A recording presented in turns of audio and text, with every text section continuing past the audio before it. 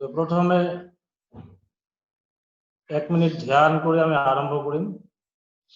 যে ঈশ্বৰীয় কথা ঈশ্বৰৰ কৃপা বিনে কোৱা নাযায়, আৰ ঈশ্বৰীয় কথা ঈশ্বৰৰ কৃপা বিনে শুনিব নোৱাৰি। সেয়েহে মই 1 মিনিট গুৰু ধ্যান কৰি আৰম্ভ কৰিছো।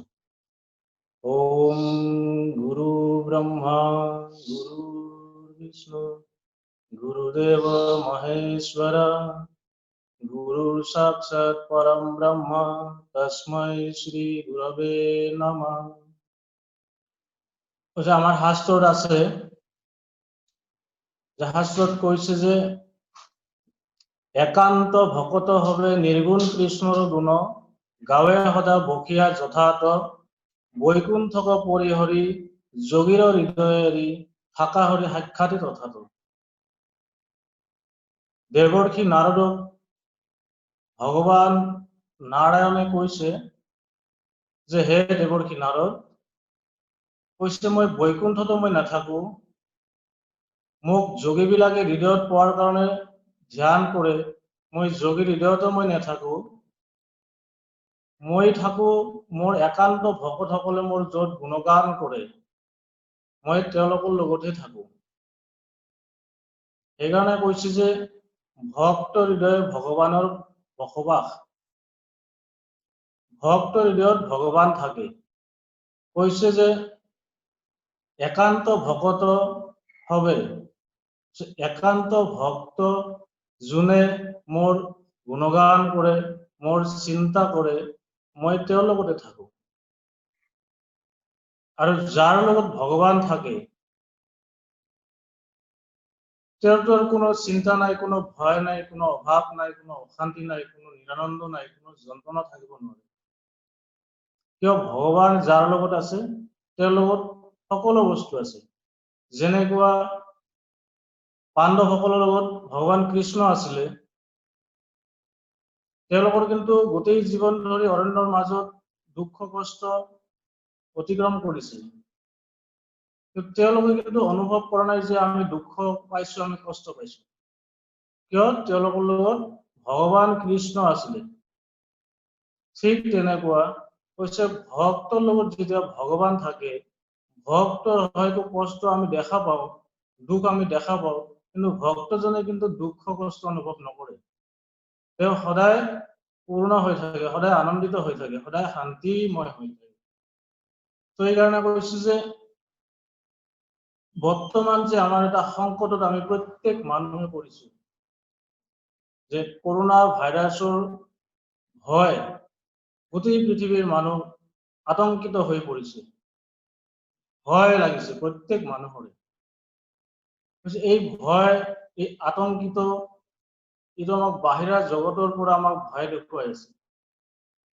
এই ভয়টো একমাত্ৰ নিৰ্ভৰ কৰিব পাৰে একমাত্ৰ ঈশ্বৰ ভগৱানে, যোনে ভগৱানৰ চৰণত শৰণাপন্ন হৈছে। তেওঁ কিন্তু এই ভাইৰাসেৰ পৰা বা জগৎ সংসাৰৰ ভয়ৰ কোনো কাৰণ নাথাকে। কিয় তেওঁ জানে যে মোৰ ভগৱান আছে, মই যেমানে দুখ নাপাওঁ কিয়, মই যেমানে অশান্তি নাপাওঁ কিয়, মোক ভগৱানে ভৱ সাগৰ, এই ভৱ সমুদ্ৰ পাৰ কৰাবই কৰাব, মোক হাতত ধৰি ধৰি লৈ গৈ আছে। এটা সুন্দৰ গল্প মনত পৰিছে, যে এটা গৰুটো এখন হাবিত যাই ঘাঁহ খাবলৈ ধৰিছে। তো ঘাঁহ খাই থাকোতে আগ বাঢ়োতে অলপ পিটনি মানে দল পিটনিত, গভীৰ পিটনিত গৈ পৰিছে। গৰুটো যেতিয়া গভীৰ পিটনিত যাই পৰি গ'ল, তেতিয়া সেই বোকাত পিটনিত ফাঁচি গৈছে। দূৰৰ পৰা এটা বাঘে দেখা পাইছে গৰুটোক। তো বাঘে গৰুটোক দেখি জঁপিয়াই আহিছে। তো জঁপিয়াই গৰুটোক ধৰাৰ কাৰণে চেষ্টা কৰিছে, যে জাঁপ মাৰিছে লগে লগে সেই পিটনি বোকাত পৰি গৈছে। যেতিয়া পৰি ফচি গৈছে, উঠিব পৰা নাই, তেতিয়া গৰুটোৱে হাঁহি আছে। যে কিয় হাঁহি আছে? যে মোৰ এজন মালিক আছে, যেতিয়া মোৰ গধূলি হ'ব, এন্ধাৰ হ'ব, মোক মালিকে বিচাৰি বিচাৰি আহি মোক ইয়াৰ পৰা উঠাই লৈ যাব। আৰু বাঘটো কৈ আছে তোমাৰতো কোনো মালিক নাই, তোমাক কোনে ইয়াৰ পৰা লৈ যাব, তুমি ইয়াতে মৰিবা। কি সুন্দৰ এটা গল্প যে গৰুটোৱে কৈছে বাঘটোক যে মোৰ যে এজন মালিক আছে। তো ঠিক তেনেকুৱা যোনে ভগৱানৰ শৰণাপূৰ্ণ হৈ আছে, তো দিনে নিশাই ভগৱানকে মাতি আছে, ভগৱানৰে চিন্তা কৰে, ভগৱানৰে গুণগান কৰে, তেওঁ ভালকৈ জানে যে মোৰ ভগৱান বিনে আন কোনো নাই। বচালেও মোক ভগৱানে বচাব, মাৰিলেও মোক ভগৱানে মাৰিব। সেইকাৰণে কৈছে যে ৰাখে হৰি মাৰে কোনে, মাৰে হৰি ৰাখে কোনে, হৰি যাৰ ভিতৰত। এই গানটো বহুত দিন আগতে শুনিছো, কিন্তু এই গানটোৰ অৰ্থটো এতিয়া অলপ অলপ অনুভৱ কৰি আছো।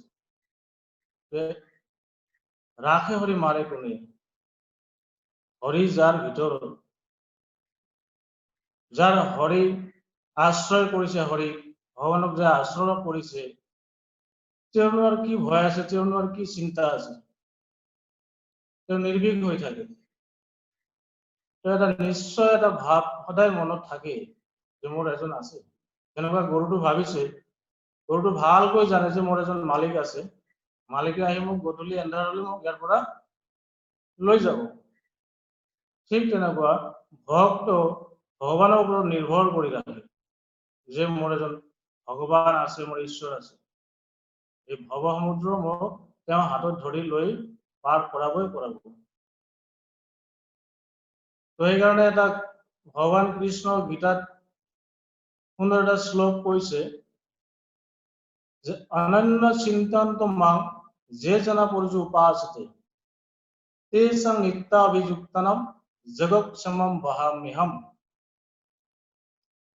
কৈছে যে ব্যক্তি অনন্যভাৱে মোৰ চিন্তা কৰে, মোৰ নাম গুণগান কৰে,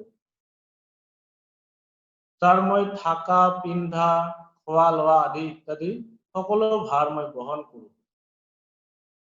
অনন্যভাৱে চিন্তা যে এই সংসাৰৰ জগতৰ যাৱতীয় বস্তু যিমান আছে, যিমান অমূল্য বস্তু আছে, যিমান দামী বস্তু আছে, এই জগতৰ সংসাৰৰ বস্তুতকৈ যোনে মোক অনন্যভাৱে আৰু বেছি বেছি কৰি ভাল পায়, বেছি বেছি কৰি মোক শ্ৰদ্ধা কৰে, তেওঁৰ মই সকলো ভাৰ মই বহন কৰো।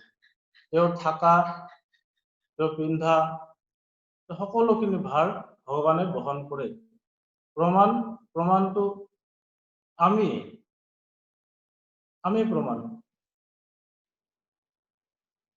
সেইকাৰণে কৈছো যে বৰ্তমান যিটো অৱস্থা, যিটো পৰিস্থিতি দেশৰ, এই পৰিস্থিতিৰ পৰা পৰিত্ৰাণ পোৱাৰ এটাই উপায়, এটাই ৰাস্তা, যে ঈশ্বৰৰ শৰণাপন্ন হব লাগিব। ভগৱানৰ যদি শৰণাপন্ন হওঁ, তেনেহলে আমি এই ভয়াৱহ অৱস্থাৰ পৰা, এই ভয়াৱহ কৰোনা ভাইৰাছৰ পৰা আমি নিৰ্ভয়তা লাভ কৰিব পাৰিম। আৰু নহলে এইটো সদায় ভয়, আমাৰ বজাৰত যাব নোৱাৰি, ৰাস্তাত খোজ কাঢ়িব নোৱাৰি, ক'তো যাব নোৱাৰি, এটা ভয় সদায় আমাক পিছে পিছে মানে খেদি আছে, ধৰিম ধৰিম কৰি। এই ভয়টো তেতিয়া নাইকিয়া হ'ব যেতিয়া মই জানিম যে ঈশ্বৰ আছে মোৰ লগত, ভগৱান আছে। তো এই যে গল্পটো মই কৈছো যে গৰুটোৰ এজন মালিক আছে, ঠিক তেনেকুৱা কৈছে যে মমৈবাংশ জীৱলোকে জীৱা ভূতা সনাতনহা, কৈছে জীৱ প্ৰত্যেকটা প্ৰাণী যে ভক্তি যোগ,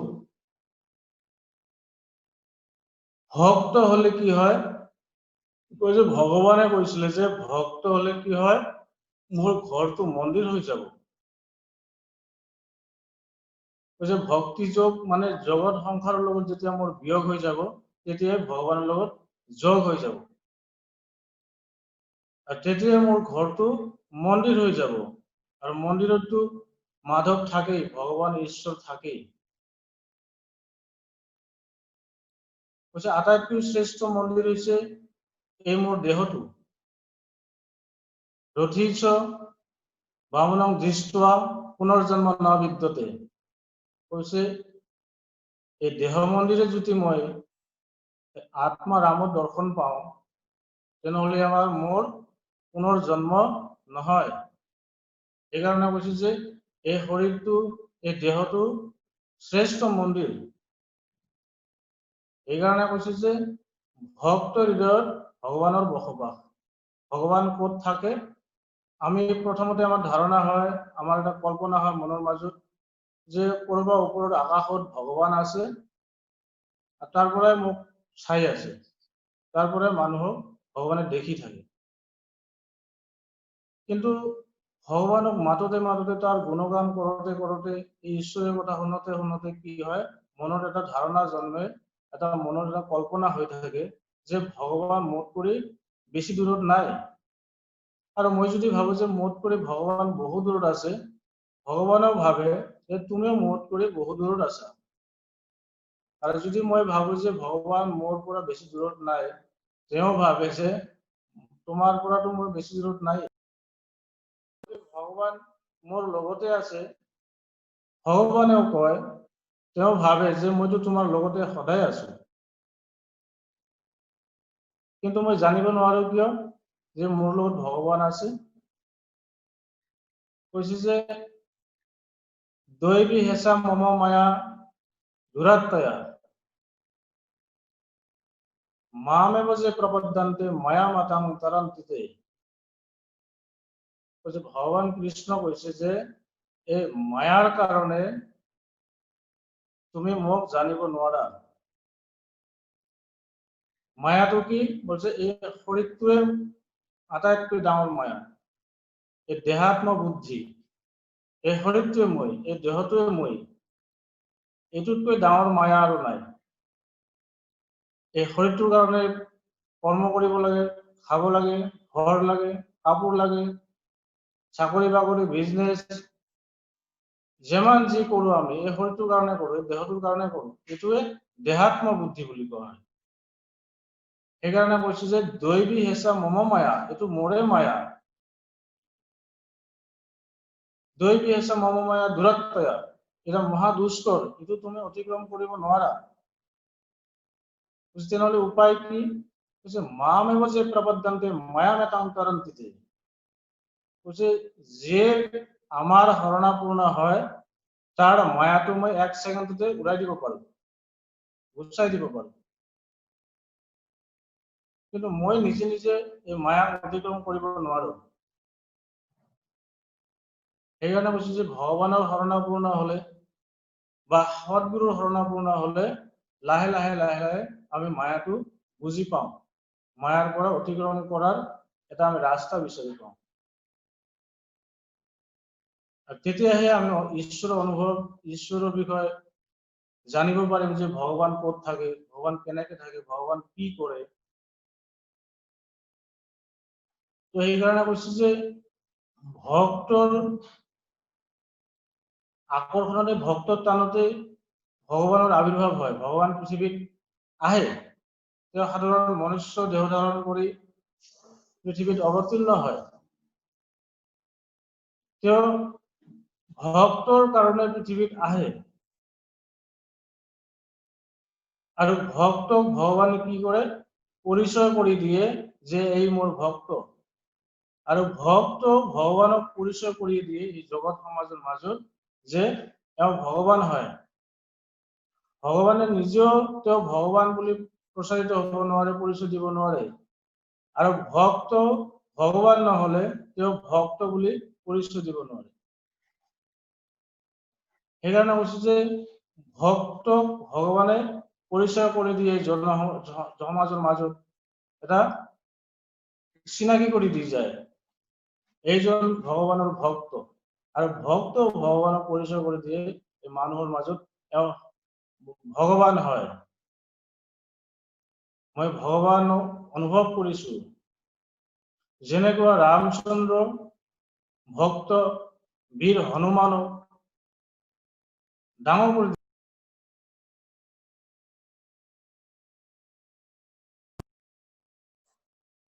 ৰামচন্দ্ৰ ভগবানেৰ বীৰ হনুমানক ডাঙৰ কৰি দি গৈছে, তেওঁক অমৰ কৰি থৈ গৈছে।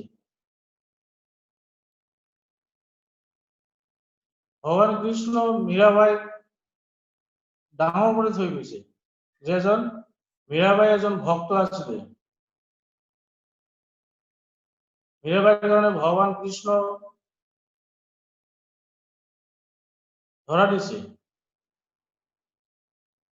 ঠিক তেনেকুৱা যদি ভগৱানক ভাল পাই যাওঁতে যাওঁতে যাওঁতে যাওঁতে ভগৱানক ভাল পাওঁতে পাওঁতে লাহে লাহে কিয় ভাল পোৱাটো বাঢ়ি থাকে।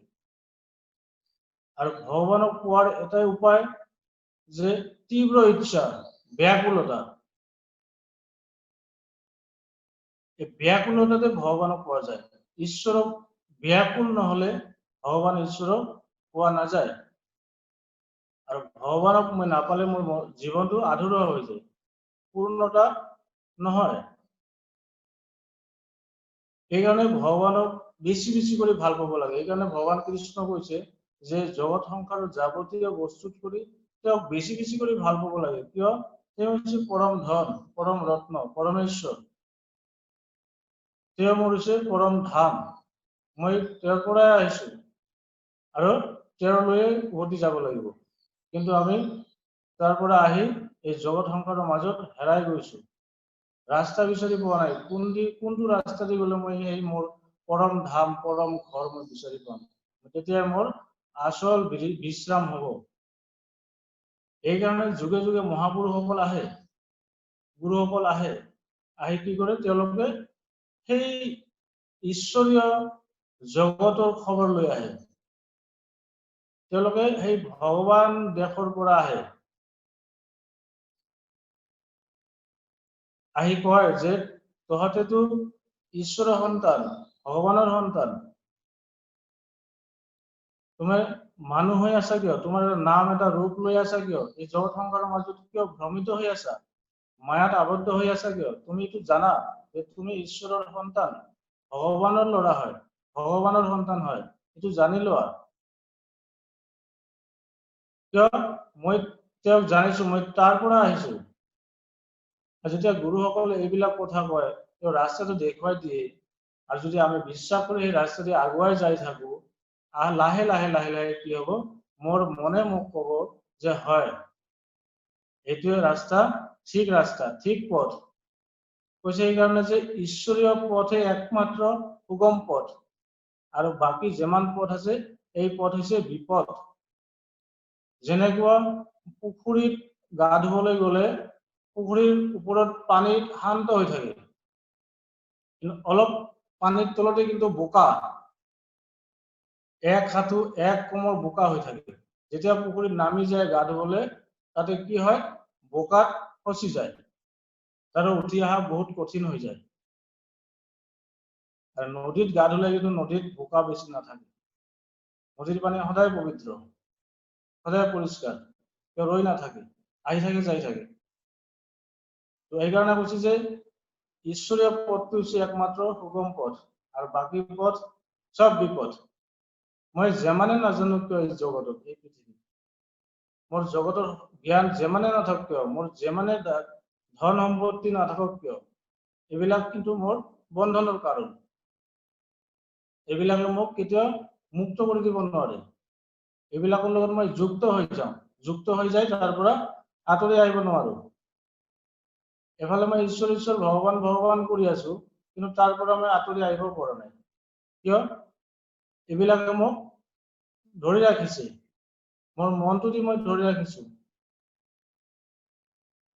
সেইকাৰণে কৈছে ঈশ্বৰীয় পথটো হৈছে সুগম পথ, এইটো হৈছে মুক্তৰ পথ। আৰু বাকী যিমান পথ আছে জগত সংসাৰত, চবে বিপদ বুলি কৈছে, ভগৱানে কৈছিল। এই গুৰুসকলে কি কৰে? ভগৱানে ঈশ্বৰে কি কৰে? আমাক মুক্ত কৰি দিয়ে। যে মই যে কষ্ট পাই আছো জগত সংসাৰত, দুঃখ পাই আছো, যন্ত্ৰণাত ভুগি আছো, এই দুঃখ কষ্ট যন্ত্ৰণাৰ পৰা পৰিত্ৰাণ কৰি দিয়ে। সেইকাৰণে ভগৱানে হৈছে আমাৰ পিতা, মাতা, বন্ধু, সখা। ভগৱানে আগতো ভগৱানৰ লগতে মই আছিলো, এতিয়া মই ভগৱানৰ লগতে আছো আৰু ভৱিষ্যতে মই ভগৱানৰ লগতে থাকিম, কিন্তু এইটো মই নাজানো যে মই ক'ৰ পৰা আহিছো, মই কি কৰি আছো, মই কি কৰিব বিচাৰি আছো। এইকাৰণে কৈছো যে গুৰু সংগ, সাধু সংগ। এই সাধু সংগত কি হয়, মই কিছু কিছু জানিব পাৰো। কি জানিব পাৰো? ঈশ্বৰ কি, আত্মা কি, ব্ৰহ্ম কি, মোৰ যে জীৱনত মই শান্তি পোৱা নাই, মই যে আনন্দ পোৱা নাই, কিয় পোৱা নাই? সাধু সংগ কৰিলে কি হয়, এইবিলাক লাহে লাহে লাহে লাহে আমাৰ মনৰ পৰিৱৰ্তন হয়, বুদ্ধিৰ বিকাশ হৈ থাকে লাহে লাহে। এটা ভগৱান নাৰায়ণক সুধিছিলে এদিন যে প্ৰভু, যে সাধু সংগ কি হয়, সাধু সংগ কৰিলে কি হয়? তো তেতিয়া ভগৱান নাৰায়ণে দেৱৰ্ষি নাৰদক কৈছে যে তুমি এটা কাম কৰা, তুমি ইয়াৰ পৰা 1 কিলোমিটাৰ আঁতৰত যোৱা। 1 কিলোমিটাৰ আঁতৰত যাই তুমি যাকে পাবা, জীৱ হওক প্ৰাণী হওক, ভগৱান নাৰায়ণক প্ৰণাম জনাই তেওঁ কৈছে ঠিক আছে প্ৰভু। দেৱৰ্ষি নাৰদে উভতি আহিল, আহি খোজকাঢ়ি গৈ আছে, গৈ থাকোতে থাকোতে থাকোতে থাকোতে 1 কিলোমিটাৰ আঁতৰত এটা গোবৰ পোক পালে, আৰু গোবৰ পোক পাই পোকটোক সুধিছে, তেওঁকতো ভগৱান কৈছে যে তুমি 1 কিলোমিটাৰ আঁতৰত গৈ যাকে পাবা তাকে তুমি সুধিবা যে সাধু সংগ কৰিলে কি হয়। তো দেৱৰ্ষি নাৰদে গোবৰ পোকটোক সুধিছে যে সাধু সংগ কৰিলে কি হয়।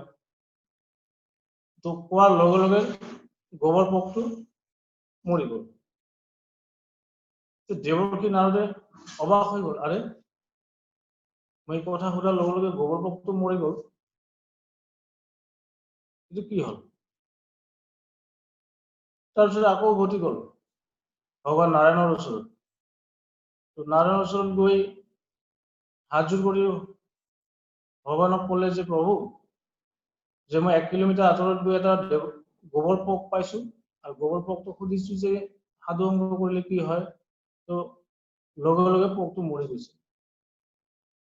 ভগৱান নাৰায়ণে কৈছে ঠিক আছে, তুমি এটা কাম কৰা, এবাৰ 2 কিলোমিটাৰ আঁতৰত যোৱা।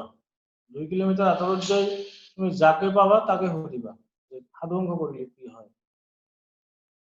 ঠিক আছে প্ৰভু। আকৌ দেৱৰ্ষি নাৰদে খোজকাঢ়ি গৈ আছে গৈ আছে গৈ আছে, 2 কিলোমিটাৰ আঁতৰত এটা পাখি পাইছে। এই পাখিটোক দেৱৰ্ষি নাৰদে গৈ সুধিছে যে প্ৰভু, সাধু সংগ কৰিলে কি হয়? তো লগে লগে পাখিটো মৰি গ'ল। দেৱৰ্ষি নাৰদে আৰু হবাক হৈ গ'ল, হতবাক হৈ গ'ল যে গোবৰ পোকটো মৰি গ'ল, পাখিটো মৰি গ'ল, এইটো কি হ'ল? আকৌ দেৱৰ্ষি নাৰদে ভগৱানৰ ওচৰত দৌৰি দৌৰি গুচি গৈছে, যাই সুধিছে যে প্ৰভু, এটা পাখি পাইছিলো, পাখিটো যাই কোৱাৰ লগে লগে পাখিটো মৰি গ'ল, হয় নেকি? বোলে হয়। ঠিক আছে, তুমি এবাৰ 3 কিলোমিটাৰ আঁতৰত যোৱা। 3 কিলোমিটাৰ আঁতৰত যাই যাকে পাবা তুমি তাকেই সুধিবা যে সাধু সংগ কৰিলে কি হয়। দেৱৰ্ষি নাৰদে ভগৱান প্ৰভুৰ কথা শুনি আকৌ গৈ আছে, খোজকাঢ়ি গৈ থাকোতে থাকোতে থাকোতে থাকোতে 3 কিলোমিটাৰ আঁতৰত গৈ এটা হৰিণ লগ পালে। সেই হৰিণটোক পাই সুধিলে যে সাধু সংগ কৰিলে কি হয়। তো হৰিণটো লগে লগে মৰি গ'ল। তো আৰু মানে হতবাক হৈ গৈছে, আজি কি হ'ল? আকৌ ভগৱান নাৰায়ণৰ ওচৰত দৌৰি দৌৰি গুচি গৈছে, যাই কৈছে যে প্ৰভু, এটা হৰিণ পাইছিলো, হৰিণটো কোৱাৰ লগে লগে হৰিণটো মৰি গ'ল। তেতিয়া ভগৱান নাৰায়ণে কৈছে, এবাৰ তুমি 4 কিলোমিটাৰ আঁতৰত যোৱা, তাতে গৈ যাকে পাবা তুমি তাকে সুধিবা। আকৌ দেৱৰ্ষি নাৰদে খোজকাঢ়ি গৈ গৈ গৈ 4 কিলোমিটাৰ আঁতৰত এটা ঘৰ দেখা পাইছে। ঘৰৰ ওচৰত যায়, এইটো ৰাজমহল। ৰজা ঘৰৰ পৰা ওলাই আহিছে। ৰজা দেৱৰ্ষি নাৰদক দেখিয়ে খুব ভাল লাগিছে যে প্ৰভু আহক আহক, আমাৰ ঘৰত আহক। দেৱৰ্ষি নাৰদে গ'ল, ওচৰত যোৱাৰ পিছত ৰজাজনে সুধিছে যে আপুনি কিয় আহিছে? খুব ভাল কথা, আমাৰ ঘৰত আহিছে, আমাৰ এটা ঘৰত সন্তানৰ জন্ম হৈছে, সেই সন্তানটোক অলপ আশীৰ্বাদ দি যাওক। দেৱৰ্ষী নাৰদে গ'ল, লৈ গৈছে, লৈ যাই ৰজাই কৈছে এই ল'ৰাটো এই সন্তানটোক অলপ আশীৰ্বাদ কৰক। দেৱৰ্ষী নাৰদে গৈ সন্তানটোক সুধিছে যে বাবা সাধু অংগ কৰিলে কি হয়? তেতিয়া সেই ল'ৰাটো বাচ্চাটো কৈছে যে মই আগতে গোবৰ পোক আছিলো, গোবৰ পোকৰ পৰা অতিক্ৰম কৰি মই পাখি হৈছো, পাখিৰ পৰা অতিক্ৰম কৰি মই হৰিণ হৈছিলো, হৰিণৰ পৰা অতিক্ৰম কৰি মই এইবাৰ মানুহৰ জন্ম পাইছো। খুব সুন্দৰ গল্প যে সাধু সংগত কি হয়। বাচ্চাটো কৈছে যে গোবৰ পোক, তাৰ পৰা পাখি, পাখিৰ পৰা হৰিণ, হৰিণৰ পৰা মানুহৰ জন্ম পাইছে। সেইকাৰণে কৈছে যে জীৱশ্ৰেষ্ঠ মানুহ এই পৃথিৱীত, জীৱৰ ভিতৰত শ্ৰেষ্ঠ জীৱ হৈছে মানুহ। মানুহৰ বিবেক আছে, বুদ্ধি আছে, জ্ঞান আছে, এটা সুন্দৰ শৰীৰ দিছে ভগৱানে। এই মানুহে কিন্তু ভগৱানক অনুভৱ কৰিব পাৰে, ভগৱানক লাভ কৰিব পাৰে আৰু মুক্ত হৈ যাব পাৰে। কৈছে যে এই মানুহৰ জীৱন পাই যদি মই ঈশ্বৰক অনুভৱ কৰিব নোৱাৰো, ঈশ্বৰক ভগৱানক লাভ কৰিব নোৱাৰো, তেনেহলে এই জীৱনটো বিফল। এটা শাস্ত্ৰৰ এটা সুন্দৰ কথা আছে, কৈছে হৰিৰ নামত লোৱা শৰণ, একান্ত ভোজ্য হৰিৰ চৰণ, এনে সুন্দৰ দেহা হৈ যাব চন, হাৰতে গজিব দুবৰি বন। এটা মহাপুৰুষ শংকৰদেৱৰ কথা শাস্ত্ৰত আছে যে হৰিৰ নামত শৰণ লব কৈছে আৰু একান্ত মনে ভজনা কৰিব কৈছে, নাম গুণগান কৰিব কৈছে। তো হৰিৰ নামত যদি আমি শৰণ নলওঁ, মানে ভগৱানৰ শৰণাপূৰ্ণ নহওঁ, শৰণাগত নহওঁ, তেনেহলে আমাৰ এই জীৱনটো বিফল হৈ যাব। আমিতো এদিন এনেও গুচি যাম, এনেও মৰি যাম। এই শৰীৰটোতো সদায় আজীৱন জীয়াই নাথাকে, শৰীৰটোৰ জন্ম হৈছে, শৰীৰটো বিনাশ হৈ যাব। ভগৱান কৃষ্ণ গীতাত কৈছে যে শৰীৰটো নাথাকে, কৈছে বাসাংসি জীৰ্ণানি যথা বিহায় নবানি গৃণাতি নৰপৰাণি যথা শৰীৰানি বিহায় জীৰ্ণা আন্যানি সংয়াতি নবানি দেহি। এইবোৰ কথা আমি শুনিছো আগতে যে মানুহৰ কেনেকুৱা জন্ম হয়, কেনেকুৱা মৃত্যু হয়। যে শৰীৰটো যেনেকুৱা এটা চোলা, এটা চাৰ্ট যেনেকুৱা পুৰণা হলে জৰাজীৰ্ণ হৈ যোৱাৰ পিছত আৰু আমি পিন্ধিব নোৱাৰো, পেলাই দিম, আৰু নতুন এটা চাৰ্ট কিনি আনি পিন্ধো। ঠিক তেনেকুৱা এই শৰীৰটো যেতিয়া জৰাজীৰ্ণ হৈ যায়, অচল হৈ যায়, তেতিয়া এই শৰীৰটো পৰিত্যাগ কৰি আমাৰ আত্মা আৰু মন আৰু নতুন শৰীৰত প্ৰৱেশ কৰে। মোৰ কৰ্ম অনুযায়ী মই পৰজন্ম প্ৰাপ্ত হওঁ। কিন্তু শৰীৰটো বিনাশ হবই। কৈছে যে জগতত যাৰ জন্ম হৈছে তাৰ মৃত্যু হব, যে বস্তুটোৰ জন্ম হৈছে এই বস্তুটোৰ মৃত্যু হব, আৰু যাৰ জন্ম হোৱা নাই কেতিয়াও তাৰ মৃত্যু নহয়। সেইকাৰণে কৈছে যে নাম আৰু ৰূপ এইটো সত্য নহয়, আৰু নাম আৰু ৰূপৰ মাজতে আমি আকৰ্ষিত হৈ তাতে আমি আবদ্ধ হৈ আছো। নাম আৰু ৰূপ সত্য নহয়, এইটো পৰিৱৰ্তনশীল। নাম ৰূপৰ আড়ালত যিটো সত্য বস্তু সেইটো চিৰস্থায়ী, সেইটো আগতো আছিলে, এতিয়াও আছে, ভৱিষ্যতো থাকিব। সেইটোকে ঈশ্বৰ বুলি কয়, এইটোকে আত্মা বুলি কয়, এইটোকে ব্ৰহ্ম বুলি কয়। আমাৰ মহাপুৰুষ বিলাকে কৈছে, ঋষি মুনিসকলে কৈছে যে ভক্তৰ ভাষাত ভগৱান। সেইকাৰণে কৈছে যে এই ভক্ত ভগৱানক মাতোতে মাতোতে মাতোতে মাতোতে ভগৱানক ভাল পাওঁতে পাওঁতে এটা সময়ত কি হয়, ভক্ত আৰু ভগৱানৰ মিলন হৈ যায়। কৈছে জীৱাত্মা আৰু পৰমাত্মাৰ মিলন হৈ যায়। যেনেকুৱা লোহা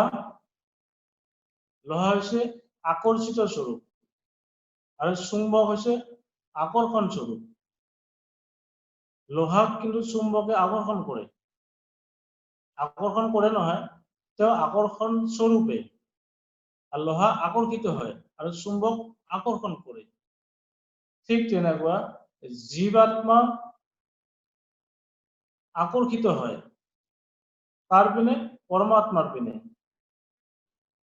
পরমাত্মা আকর্ষণ স্বরূপ, ভক্ত হচ্ছে আকর্ষিত স্বরূপ আর ভগবান হচ্ছে আকর্ষণ, কেউ আকর্ষণ করে। যিমান যিমান আমার মনের মলিনতা দূর হব সিমান সিমানে মই ভগৱানৰ ওচৰত গৈ থাকিম। যিমান যিমান মোৰ চিত্ত শুদ্ধ হব সিমান সিমানে মই পৰমাত্মাৰ ওচৰত গৈ আছো। সেইকাৰণে হৈছে যে এটা চিত্ত শুদ্ধ হওয়ার একটা কথা বলছে যে চিত্ত শুদ্ধ নহলে পরমাত্মার বা ঈশ্বর অনুভব কৰিব নোৱাৰে। মন যিমান যিমান পবিত্ৰ হব, যিমান যিমান মলিনতা দূৰ হব সিমানে মানে মই পৰমাত্মাৰ ওচৰা ওচৰি গৈ আছো। আৰ যেদিনা একেবাৰে পবিত্ৰ হব, একেবাৰে পৰিষ্কাৰ হব, একেবাৰে নিৰ্মল হয়ে যাব, সেদিনাখনে জীৱাত্মা আৰু পৰমাত্মাৰ মিলন। ঠিক তেনেকুৱা ভক্ত ভগৱানক মাতোতে মাতোতে, ভগৱানক ভাল পাওঁতে পাওঁতে এটা সময়ত কি হয়, ভক্ত ভগৱানৰ মিলন হৈ যায়। তেতিয়া তোৰ এটা নতুন জন্ম হল, তেওঁ ভগৱানক পাই গৈছে। যেনেকুৱা এটা গান আছে, মীৰাবাই যেতিয়া ঈশ্বৰ অনুভৱ কৰিছিলে, ঈশ্বৰক লাভ কৰিছিলে, মীরাবাই গানটো গাইছিলে প্রথম যে পায়োছি মানে রাম রতন ধন পায়। ভক্তি পথ আর জ্ঞান পথ, আরো একটা পথ আছে ভক্তি পথ। ভক্ত যদি ব্যাকুল হয়ে কাঁদে ব্রহ্মজ্ঞানের জন্য তবে সে তাও পায়। ভক্ত ভক্তিপথ আর জ্ঞান পথ এটা একটা পথ, এটা একটা রাস্তা। ভক্ত যেখানে গিয়ে পৌঁছায়, জ্ঞানীও সেখানে গিয়ে পৌঁছায়। এক জায়গায় গিয়ে দুজনে পৌঁছায়, তখন বোঝা যাবে যে জ্ঞান এবং ভক্তি দুটো একে। বলছে একটা পাখির দুটো দানা, একটা পাখি একটা দানা দিয়ে উঠতে পারে না। সেজন্য বলছে যে একটা পাখির দুটো দানা, একটা ভক্তি, একটা হচ্ছে জ্ঞান। দুটো দানা দিয়ে পাখিতে উড়ে যায়। জ্ঞান যেখানে গিয়ে পৌঁছায়, ভক্তিও সেখানে গিয়ে পৌঁছায়। তবে ভক্তি পথটা সহজ। ভক্ত ভগবানকে আচ্ছাদন করে করে এগোয়, আস্তে আস্তে এগোয়। ঠাকুর রামকৃষ্ণদেব বলেছেন যে আমি চিনি খেতে ভালোবাসি কিন্তু চিনি হতে চাই না। কেন? চিনি হতে গেলে তো গলে যাবে আর খেয়ে ফেলবে। ভক্ত ভগবানকে আস্বাদন করে আর জ্ঞানী ভগবানকে ব্রহ্মকে মানে ব্রহ্মকে কি করে নেতি নেতি বিরাম যেথা, এটা না এটা না এটা না না না করতে করতে যেখানে গিয়ে সে পৌঁছায় সেটাই। ভক্ত কিন্তু আস্তে আস্তে গিয়ে এক জায়গায় সেই জায়গায় পৌঁছায়। কেন বলছে ভক্ত যদি ব্যাকুল হয়ে কাঁদে ব্রহ্মজ্ঞানের জন্য তবে সেও পায় জ্ঞান যোগ ও ভক্তি যোগ। জ্ঞান যোগে মনের বিচার, সে চিন্তা থামিয়ে দেয়। বলছে আমার মনকে কিভাবে শান্ত করব, আমার মনকে কিভাবে স্থির করব। বলছে যে আমার মন যখন আত্মাকে খুঁজবে বা ব্রহ্মকে খুঁজবে, খুঁজতে খুঁজতে খুঁজতে খুঁজতে কিন্তু এক সময় মন গিয়ে শান্ত হয়ে যায়। এটা সুন্দর গল্প মনে পড়েছে যে এক রাজা, সে রাজার মন ভীষণ মানে ভয়ঙ্কর চঞ্চল মন,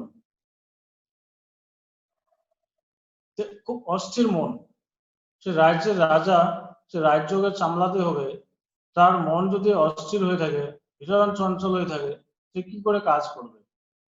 তো কিছু ভালো লাগছে না, অস্থির অস্বস্তি লাগছে, মন ভীষণ চঞ্চল, কষ্ট পাচ্ছে।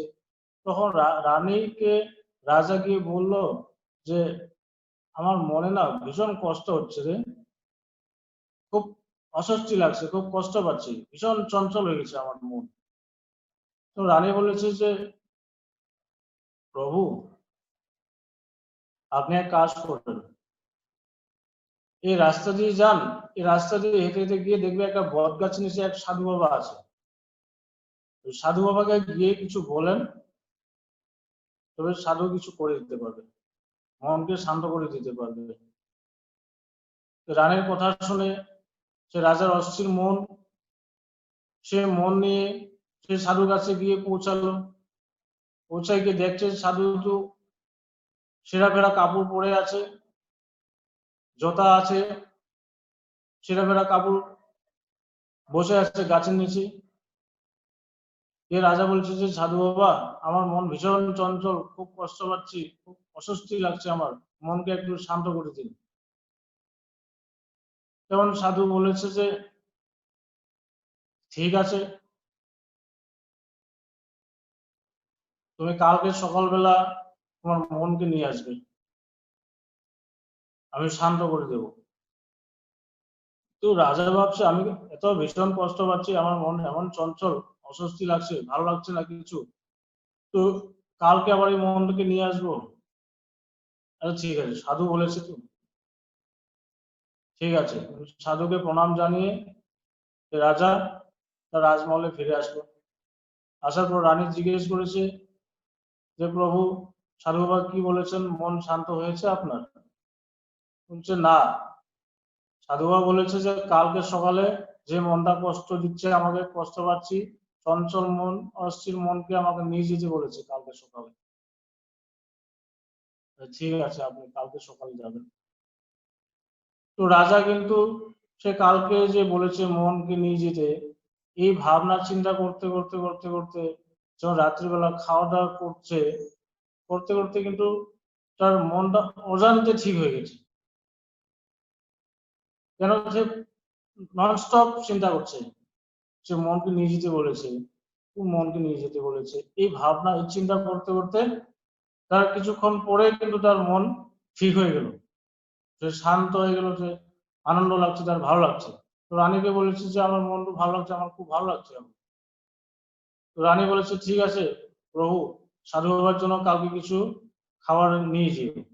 তো তারপরের দিন রাজা বাজারে গিয়ে এই সাধু বাবার জন্য দই, মিষ্টি, দুধ অনেক কিছু নিয়ে আসে।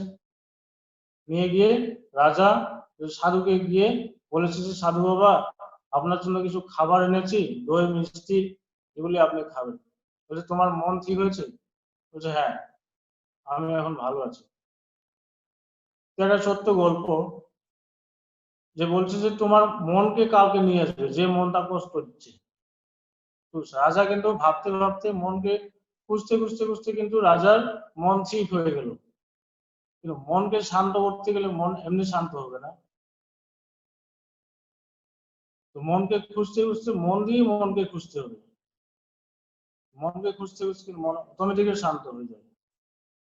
এই জন্য বলছে যে ভক্তিযোগ, ভক্তি যোগে ভগবানকে ভালোবাসে।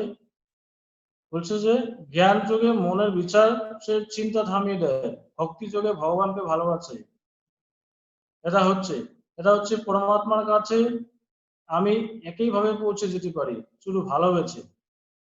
তো হে ঠাকুর, আমি এত সব জানি না, সাধন পুজো জানি না, আমি শুনলাম তুমি আছো, আমি শুনলাম তোমায় পেলে সব পাওয়া যায়, আমি শুনলাম তোমাকে জানলে সব জানা যায়, আমি জানলাম তোমাকে পেলে আমার সব অশান্তি দূর হয়ে যাবে, দূর হবে, আমি তোমাকেই চাই। এই হচ্ছে ভক্তিপথ। ঠাকুর রামকৃষ্ণদেব মা কালীকে ডাকছেন, দেখা দে মা, দেখা দে। যেমন ছেলে বলে মা আমাকে পড়াশোনা শেখাবে না মা, আমাকে পড়াশোনা শেখাবে না মা, ছেলেকে মা হাত ধরে স্কুলে নিয়ে যাচ্ছে। কোন স্কুল? কিন্ডারগার্টেন স্কুল, যেখানে ABCD শেখানো হয়। যদি ঠিক করে পড়াশোনা করতে থাকে, তাকে মাস্টার মশাই থেকে শুরু করে পাড়া প্রতিবেশীরা সাহায্য করে যাতে রেজাল্ট ভালো হয়। যে ছেলেটা ভূতে বিক্রি করে প্রথম হয়। মুখ্যমন্ত্রী বলেন, চলো তোমাকে টাকা দিচ্ছি, তুমি বিশ্ববিদ্যালয়ে ভর্তি হও। ভক্তির পথে তার যা লাগবে ভগবান তাকে হাত ধরে করিয়ে নিচ্ছেন। ভগবানই তাকে হাত ধরে নিয়ে চলেছেন, চলো তোকে দেখাবো। যেমন ঠাকুরকে দেখিয়েছেন, তিনি উপনিষদ পড়ে আসেননি, ঠাকুর দেখেছেন মা দেখা দে। তিনি বিশ্বাস করেছিলেন ঈশ্বর আছেন, আমাদের বিশ্বাস করিয়েছেন ঈশ্বর আছেন। এটা ভক্তিপথ। মা তুই দেখা দিবি নে, কমলাকান্তকে দেখা দিয়েছিস, আমাকে দেখা দিবি নে মা। এটা ঠাকুরেরই কথা।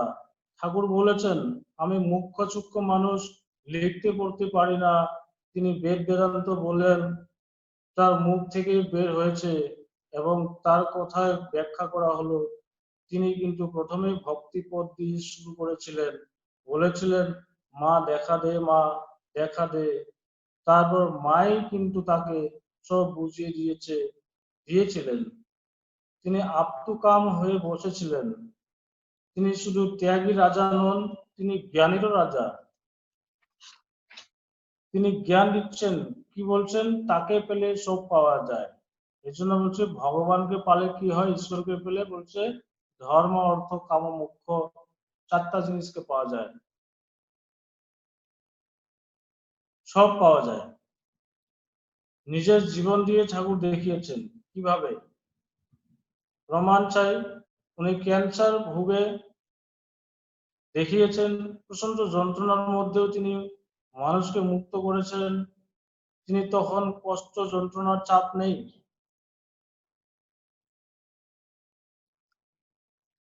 তিনি তখন কষ্ট পাচ্ছেন, কিন্তু বলছেন মায়ের ইচ্ছা, মায়ের ইচ্ছা। তার ব্যথা নেই, মুখে তার যন্ত্রণার চাপ নেই।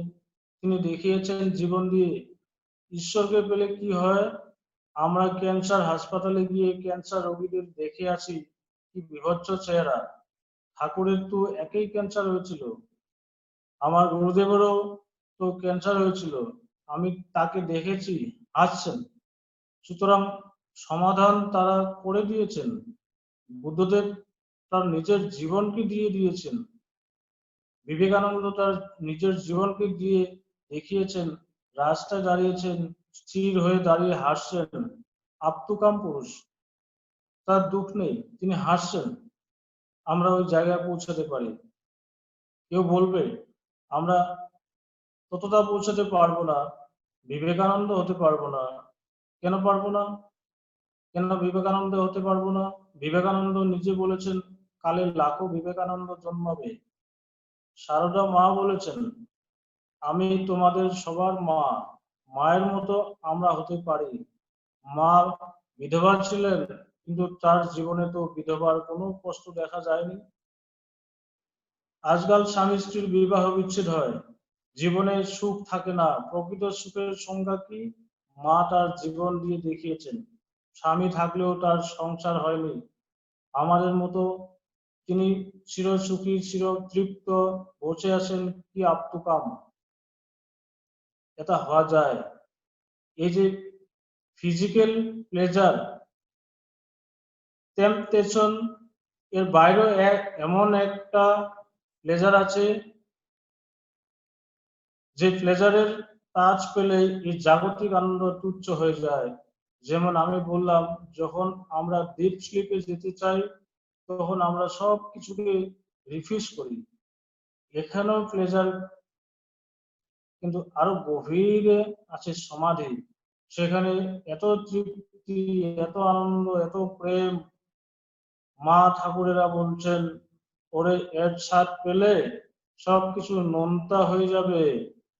আমি চাই গড়িয়া থেকে যারা এসেছে, দূর দূর থেকে যারা এসেছে, তারাও এর স্বাদ পাক। এটা জীবনের মধ্যে রয়েছে। মোকো কাহা ধুন্দে বন্ধু মে তু তেরে পাশ হু। তিনি কোথায়? ওই মনটার মধ্যে আছেন। তিনি বড় কাছে, মনের অতি নিকটে। তাকে খোঁজার জন্য মহাপুরুষেরা বলছেন, ওরে ও তো তোর কাছে রে, তিনি আমার প্রাণেরও প্রাণ, এত কাছে, এত নিকটে।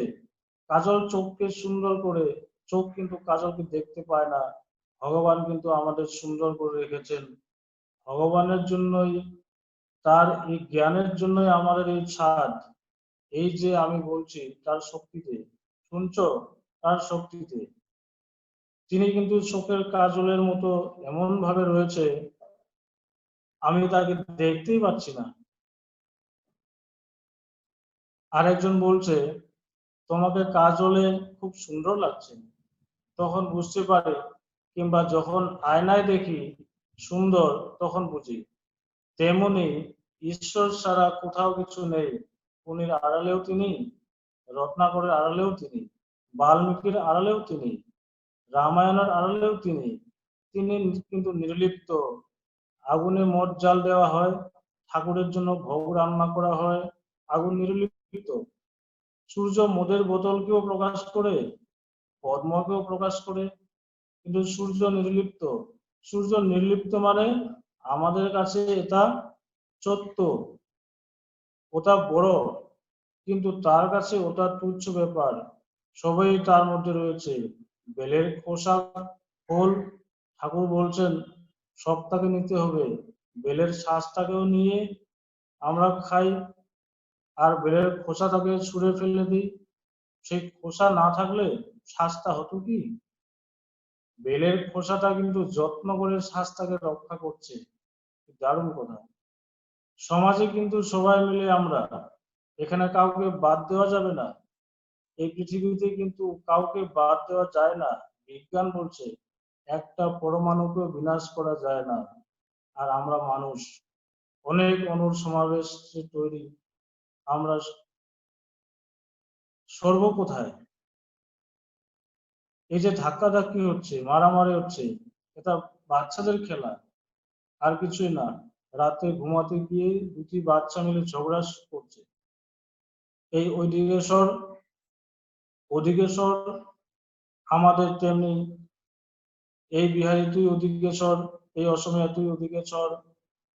ঠিক যেন দুই বাচ্চা ঝগড়া করছি। জ্ঞান হলে আর দুই বাচ্চা ঝগড়া হবে না, দুই বাচ্চা ঝগড়া করবে না। জ্ঞান হলে সবাই একাকার। এ হচ্ছে ভগবানের অমৃত বাণী।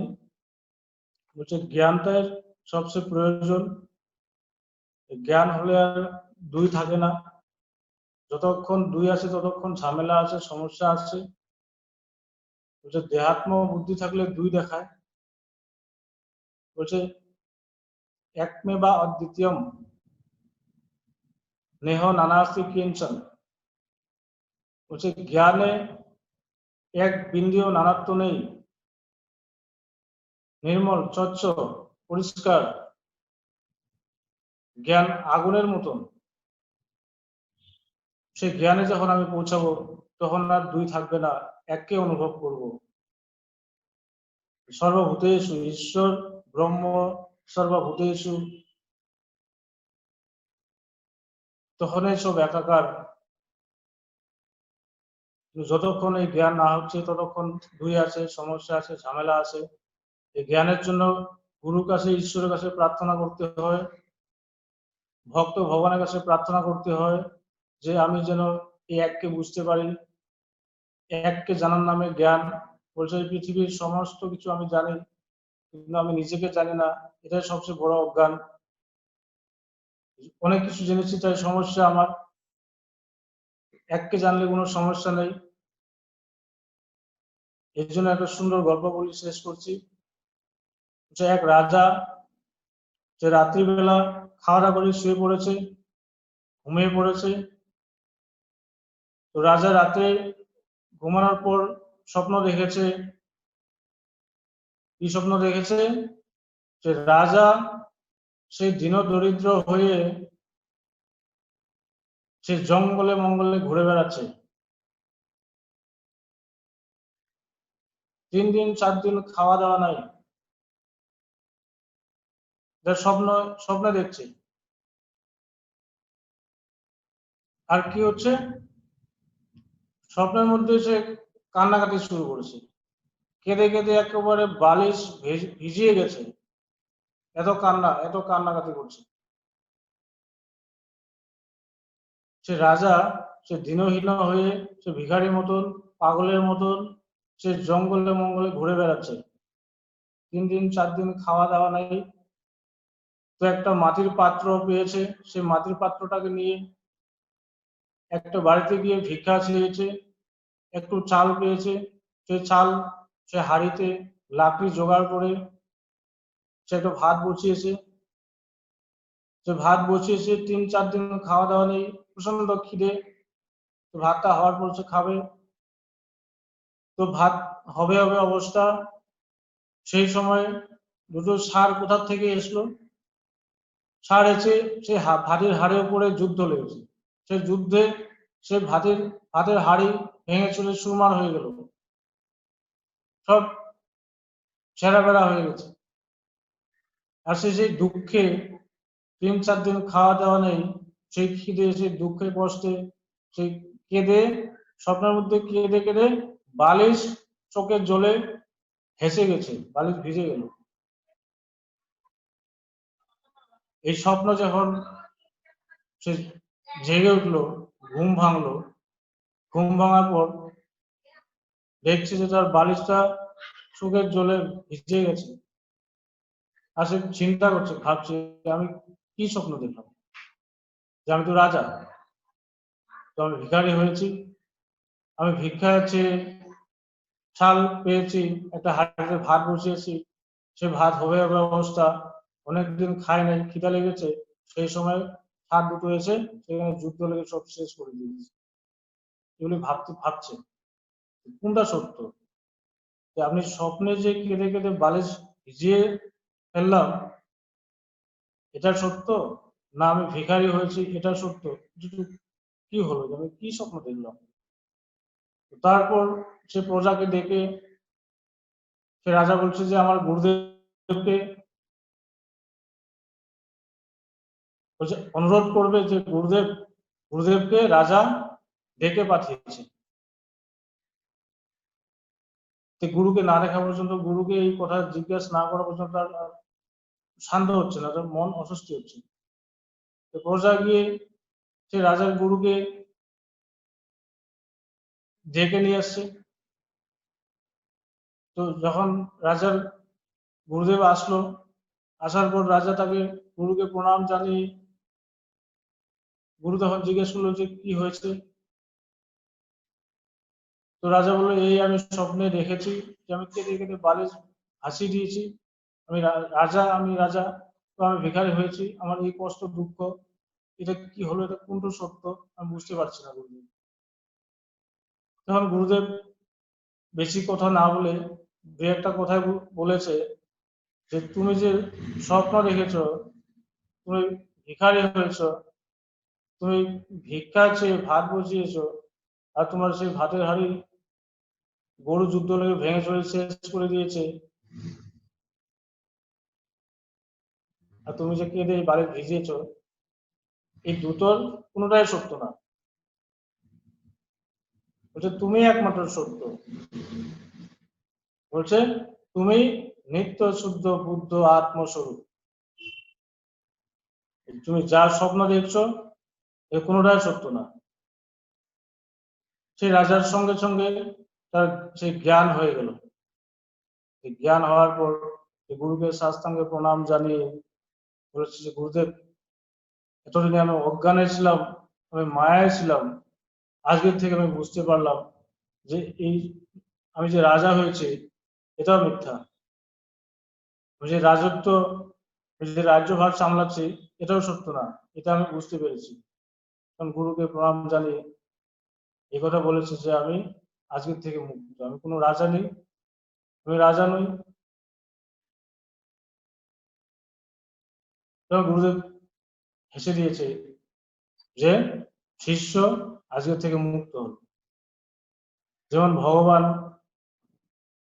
ভগবান সিদ্ধি লাভ করার পর যে গুরুদেবকে পবিত্রানন্দজিকে চিঠি লিখেছিলেন, যে সিদ্ধি লাভ করার একটা সংবাদ পাঠিয়েছিলেন, যে ভগবানের গুরুদেব সেই সংবাদের জন্য অপেক্ষা করেছিলেন, যে ভগবানের সিদ্ধি লাভের সংবাদ পেয়ে স্বামী পবিত্রানন্দজির চোখের জলে ভরিয়া গিয়েছিল, যে কি আনন্দ, কি আনন্দ, শিষ্য সিদ্ধি লাভ করেছে, জ্ঞান লাভ করেছে। এখন গুরু মুক্ত, শিষ্য মুক্ত। এটা আধ্যাত্মিক জগতের শ্রেষ্ঠ কথা যে আধ্যাত্মিক জগৎ এই ধর্ম অনুভবের উপরে দাঁড়িয়েছে। ঈশ্বর আত্মা ব্রহ্মকে আমার হৃদয় মন্দিরে অনুভব করতে হবে। আর যতক্ষণ না পর্যন্ত আমার আত্মজ্ঞান হচ্ছে, ব্রহ্মজ্ঞান হচ্ছে, ততক্ষণ পর্যন্ত আমি বন্ধনে আছি, আমি মুক্ত হচ্ছি না। আবার জন্ম নিতে হবে, আবার আসতে হবে পৃথিবীতে। এই দুঃখ কষ্ট যন্ত্রণার হাত থেকে পরিত্রাণ একবারে হয়ে যাক, এটাই ভগবানের কাছে প্রার্থনা করি। এখানে শেষ করি। সবাই ভালো থাকুন, সুস্থ থাকুন। জয় ভগবান।